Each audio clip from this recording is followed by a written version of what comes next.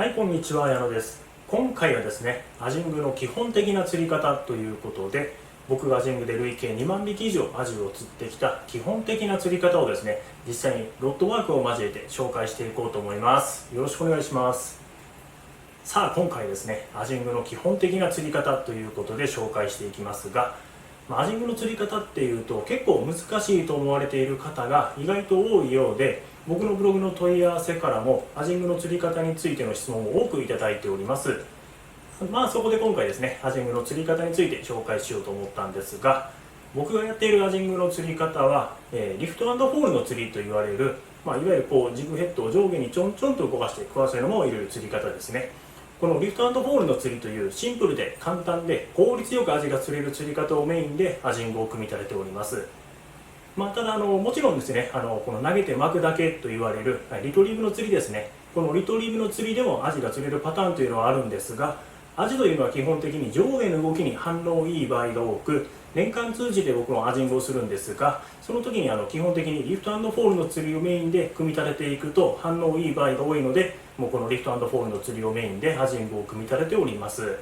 ただこのリフト&フォールの釣りがシンプルで簡単に釣れる釣り方とは言っても、抑えないといけないコツというのが3つあります。まず1つ目がレンジ、そして2つ目がアクション、そして3つ目が食わせの間ということで、いわゆるアジがいる深さまでジグヘッドを沈めて、そしてアクションを入れて食わせの間を入れるという、この3つのコツを押さえておけば誰でも簡単にアジを釣ることができます。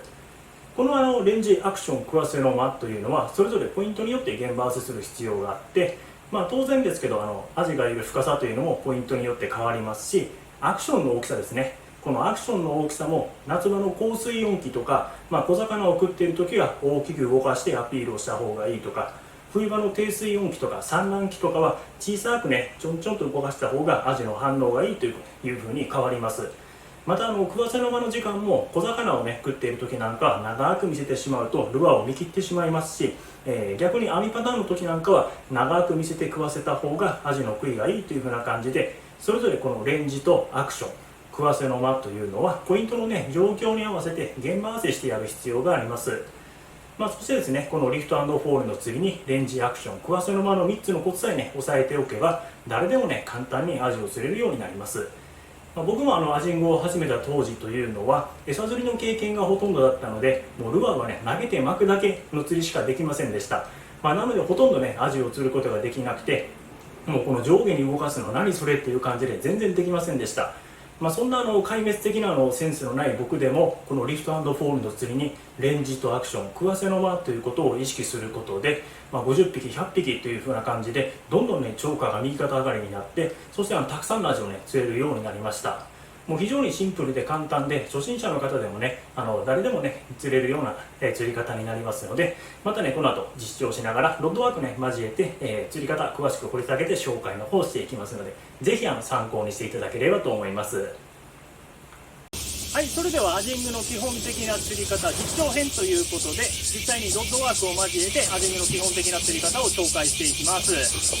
まず最初に、アジングの基本的な釣り方、どのような感じで釣っていくのかというのを最初にやります。その後に、レンジの取り方、アクションの入れ方、食わせの間の時間の取り方を、それぞれパート別に分けて説明の方をしていきます。それでは、まず最初に、基本的な釣り方一通りやっていきます。使用するジグヘッドがレンジクロスヘッドの 1g、こちらのジグヘッドをつけて、アクションの方を入れていきます。それではいきます。まず最初に投げてやって、そしてアジがいる深さまで、カウントを取って沈めてやります、ジグヘッドを。そしてその後、糸付けを取ってアクションを入れて食わせの間を入れる。ちょんちょんとアクションを入れて食わせの間を入れる。ちょんちょんとアクションを入れて食わせの間を入れる。このような感じで一定の深さを、探ってくるようにします。一定の深さをアクションを入れて食わせの間を入れるという、いわゆるアクションでアピールをして食わせの間を入れてアジに食わせやすいタイミングを作ってやる。これが、アジングの基本的な釣り方のリフト&フォールの釣りということになります。アクションを入れて食わせの間を入れるという。手前にまで来たらちょっと回収の方をします。これが、アジングの基本的な釣り方のヒット&フォールの釣りプラス、それぞれレンジとアクションと食わせの間を意識した釣り方になります。それでは、各パート別に、まずはレンジの取り方から説明の方をしていきます。はい、それではまず最初にレンジの取り方から説明していきます。レンジというのはいわゆるアジがいる深さということになって、基本的にですね、ジグヘッドが着水してからカウントダウンという方法で探していきます。まず試しにちょっとやってみます。投げて着水して1、2、3、4、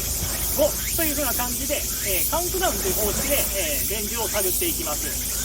そしてそのポイントに合わせて 1.5g のジグヘッドを使った時にカウント5にアジがいるという風な感じで、アジのいる深さを探していくようになります。基本的に投げてジグヘッドが着水して、そしてカウントを取っていってレンジを探していくというのが、レンジの取り方になります。ピッとジグヘッドを投げて着水した瞬間にカウントを取っていく。1、2、3、4、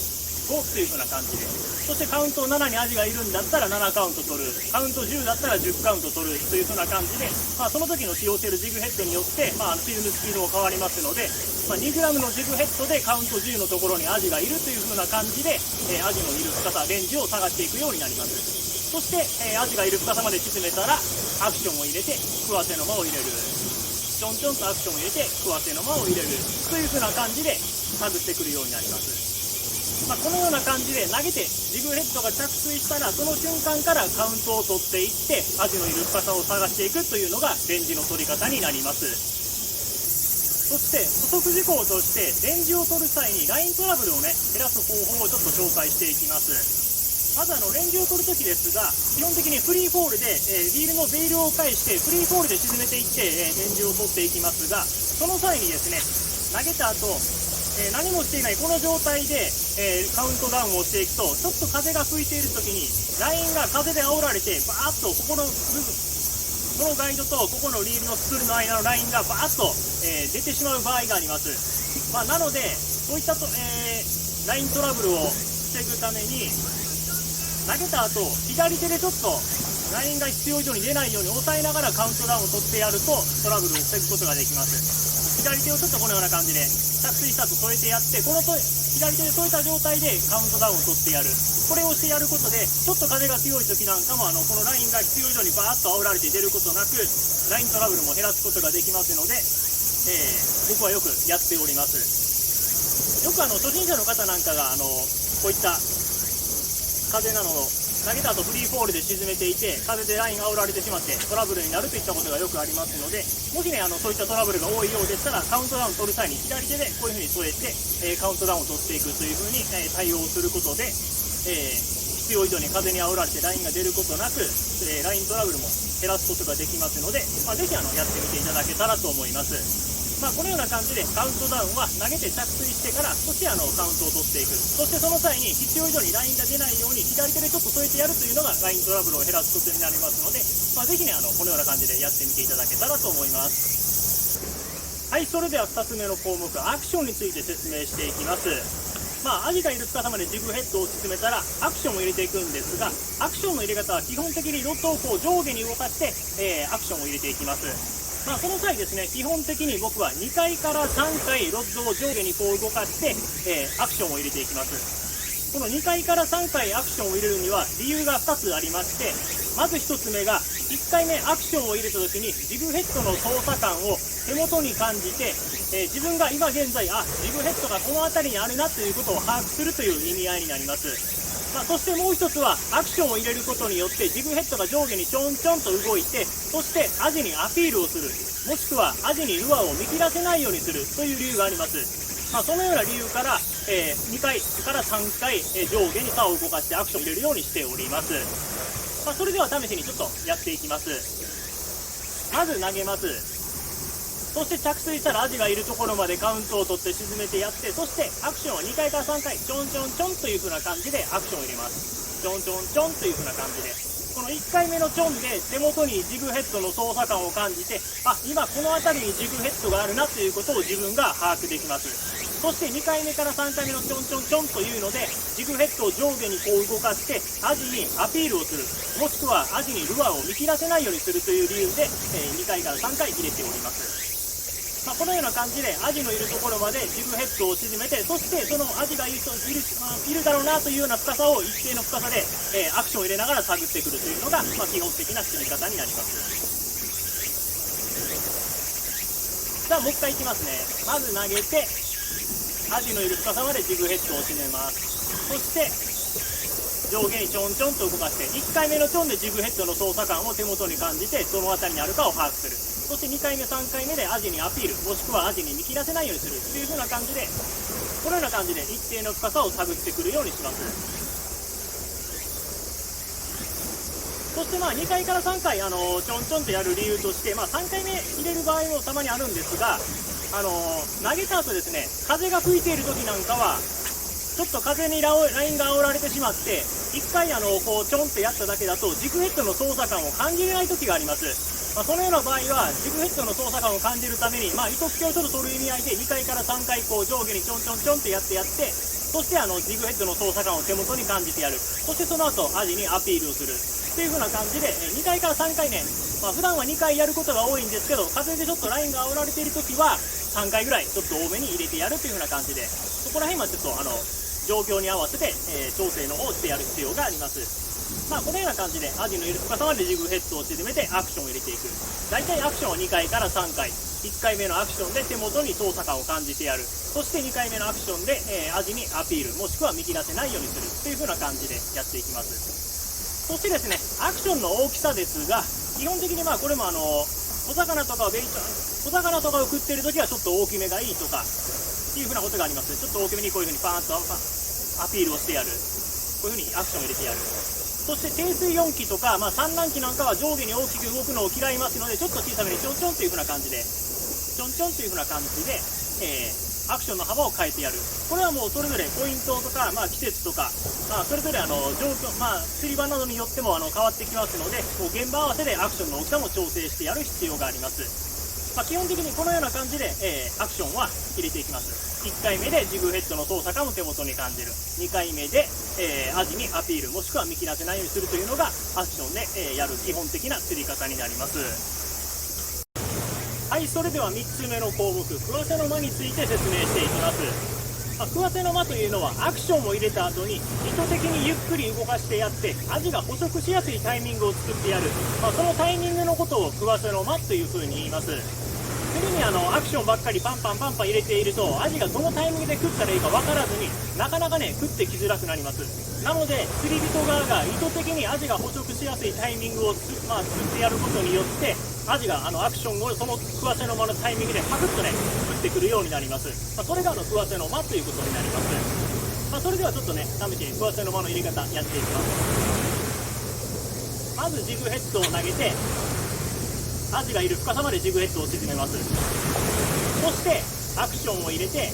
このままでアジが食ってくれっていう風な感じでアクションを入れて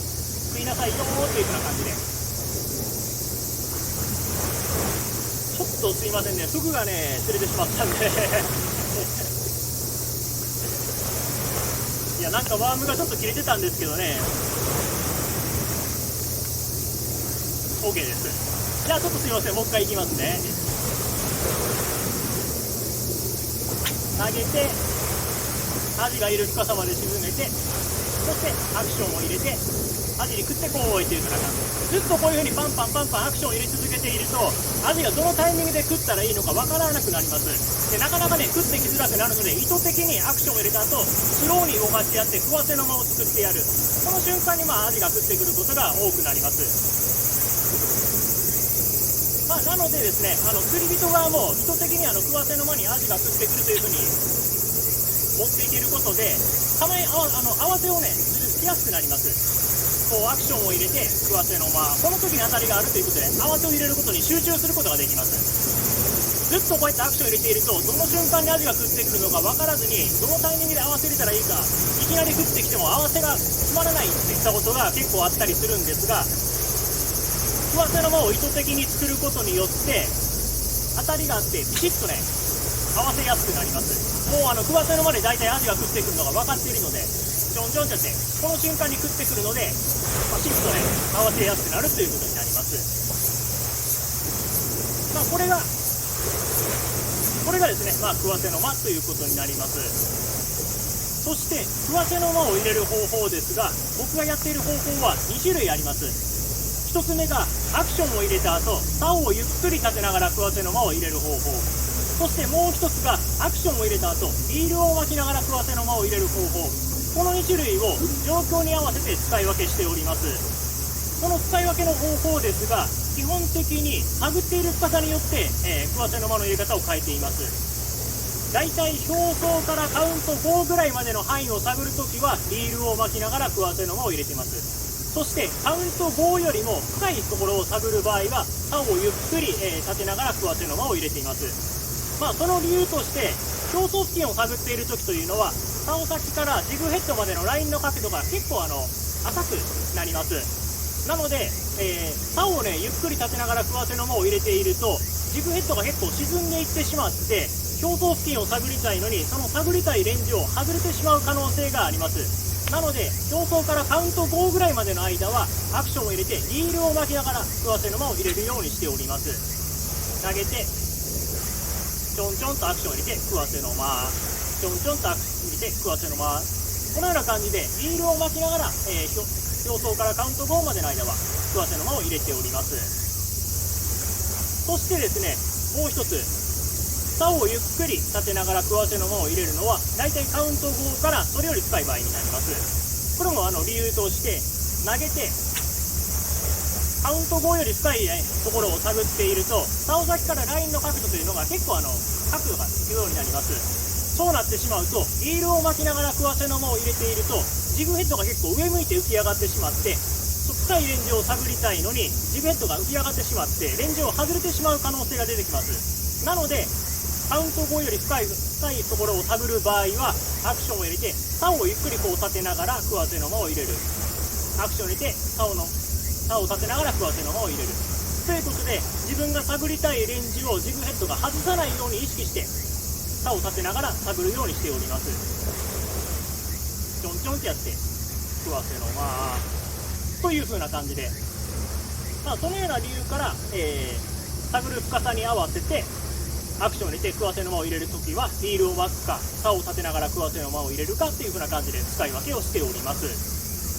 そして食わせの間を入れるときの注意点として、リールを巻きながら食わせの間を取るとき、竿を立てながら食わせの間を取るとき、共通で食わせの間のときの竿を立てすぎないというのが注意点になります。理由として、竿を結構立てた状態で当たりが出てしまうと、この状態で合わせを入れるようになります。すると竿が結構立っている状態なので、フッキングストロークというのがあまり稼げなくなります。この状態から合わせを入れるのと、このぐらいの状態から合わせを入れるのとでは当然ですが、このぐらいの方がフッキングストロークというのが稼げるようになります。その結果、フッキングストロークが少ないとジグヘッドの動く距離も少なくなるので、アジの口に針が刺さり込みにくくなります。そのような問題が発生してしまって、かなりね、フッキング率が下がってしまうようになります。なので、食わせの間を入れるときは、極力ね、竿をあまり立てすぎないというのが注意点になります。試しにちょっとやっていますが、大体僕がやっている竿の角度は大体30度ぐらいまで、リールを巻きながらやるとき、竿を立てながらやるとき、共通で大体もう30度ぐらいまで、このぐらいな角度で、当たりを、取るようにしております。そうすることによってフッキングストロークをだいぶ稼げるようになって、フッキングもね、結構な確率で決まるようになります。よく初心者の方なんかは、食わせの間を入れるときに結構な確率で竿をね、高く立てられている方が多いです。その結果このぐらいの時で当たりがあっても全然ねフッキングストロークないので、フッキングが決まらないっていう風な感じで、結構ねもったいないなと思う時があります。なのでそうなってしまうとね、もうせっかく当たりがあって釣れないともったいないので、竿はね大体ね共通でリールを巻く時、竿を立てながら食わせの間を入れる時、共通で大体30度ぐらいまでを目安で構えることによって十分なフッキングストロークを稼ぐことができて、フッキング率も高くなりますので、ぜひねその点食わせの間を入れるときは意識してやってみていただけたらと思います。最後にですね、アクションを入れた後食わせの間に入るときの注意点についてお話しします。アクションを入れた後クワセの間の入る時の注意点として、クワセの間の入るタイミングですぐにラインテンションがかかっている状態にしてやるというのが重要になります。理由として、アクションを入れた後クワセの間に入った時にラインテンションがかかっていないとアジが食ってきても手元に当たりが伝わりにくくなってしまいます。なので、せっかく当たりがあっても見逃してしまう超もったいないことになってしまうので、アクションを入れた後クワセの間に入るときはすぐにラインテンションがかかるようにしてやる必要があります。で、その方法ですが、アクションを入れたときにジグヘッドが手前に寄ってきた分をリールでちょっと巻いて回収してやるというのが、アクション後すぐにラインテンションを張るためのコツになります。ちょっと試しにやってみますが、投げて着水してレンジの取った後、その場でこうやってアクションを入れただけですとジグヘッドが手前に寄ってきた分ラインがたるんでしまいます。なのでこのクワセの間に入ってもラインがダルンダルンの状態になってしまって当たりが伝わりにくくなってしまいます。なのでアクションを入れて手前に寄ってくる分、リールを巻いてその糸分をすぐにちょっと回収してやるというのが、このすぐにクワセの間でラインテンションを張るためのコツになります。アクションを入れて寄ってくる分ちょっとリールをこう巻いてクワセの間を入れるというしてやる。これが非常に当たりを取るために重要な要素となります。結構初心者の方はリールを巻かずにその場で投げてこうちょんちょんちょんとやってこうクワセの間という風にやっている方はおられるので、ラインがダルンダルンで当たりが出ないということが、結構あります。なのでアクションを入れてジグヘッドが寄ってくる分ちょっとね同時にアクションを入れながら軽くリールを巻いてやるという感じですね。ちょんちょんってやりながらリールを巻いて、そしてクワセの間ちょんちょんってやってクワセの間という風な感じでアクションを入れている時にリールをちょっと同時に巻いてやってクワセの間に入った瞬間すぐにラインテンションを張ってやるようにしてやります。そうすることによってラインテンションが張っていて手元に明確に当たりが伝わりやすくなります。そして合わせも決めやすくなるという風になります。これが結構初心者の方は難しかったりするんですが、僕も最初はなかなかできなかったので結構練習しました。投げてジグヘッドがアクション入れて寄ってくる分ちょっとねリールを巻いてやる、そしてすぐにラインテンションを張ってやるというこのね練習を結構やりました。その結果ピチッとすぐにクワセの間の入った時にラインテンションかかっているように、できて、簡単にアジが釣れるようになったんですが、これはなかなか初心者の方は難しいかもしれませんので、まずね練習もしすぐにできないのであれば何度かね練習していただくのがいいかなと思います。で、練習方法ですが、もう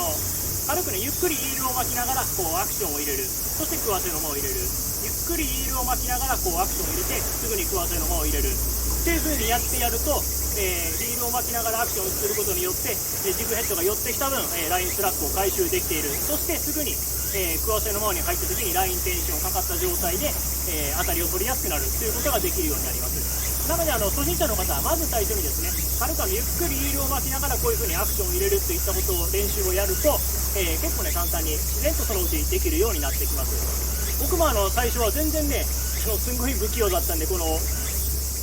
アクションを入れてジグヘッドが寄ってきた分リールを巻いて糸を回収するといったことができませんでした。なので今先ほどやったような感じで、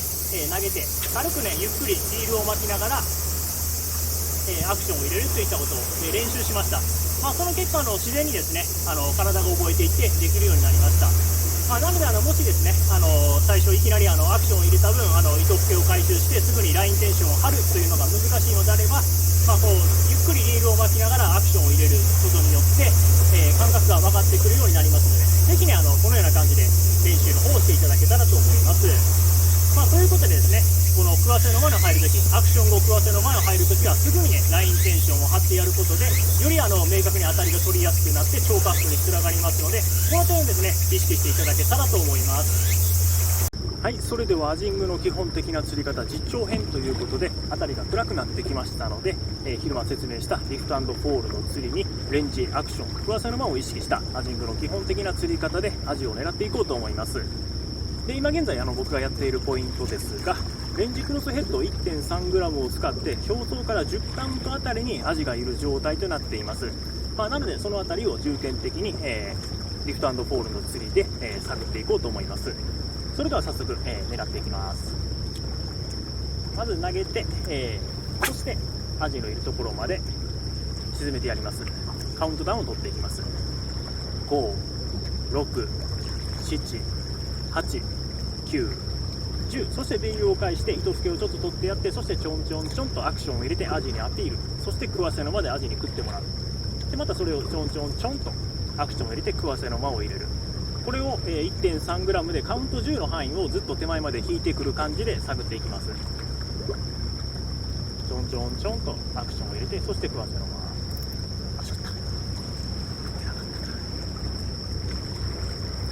OK、食った一発目ちょっと合わせをミスってしまったんですけど、も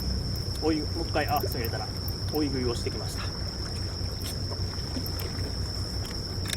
20センチ、21、2ぐらいですかねの、アジが釣れてくれました。今の、アクションを入れた後、食わせのまま入れたタイミングでアジがスコンと食ってきてくれたので、そのタイミングでピシッと合わせを入れてかけてやるという風な感じで、これがアジングの基本的な釣り方であるリフト&フォールの釣りプラス、レンジアクション食わせの間を意識した、基本的な釣り方になります。僕自身アジングをするときは、一年中もうほとんどこのリフト&フォールの釣りをメインで、そしてアジがいる深さまでジグヘッドを沈めて、そしてその時の状況に合わせたアクションの大きさを入れる、そして食わせの間の時間も長く取るか短く取るかといった風な感じで、そのあたりをその時の現場合わせで調整をしながら、アジを探っていくようにしています。このような感じで、リフト&フォールの釣りというのは、初心者の方でも非常に簡単に釣れる釣り方で、効率よくアジを狙える釣り方になりますので、ぜひ参考に、実践の方をやってみていただけたらと思います。それでは、今回の動画は以上になります。ご視聴ありがとうございました。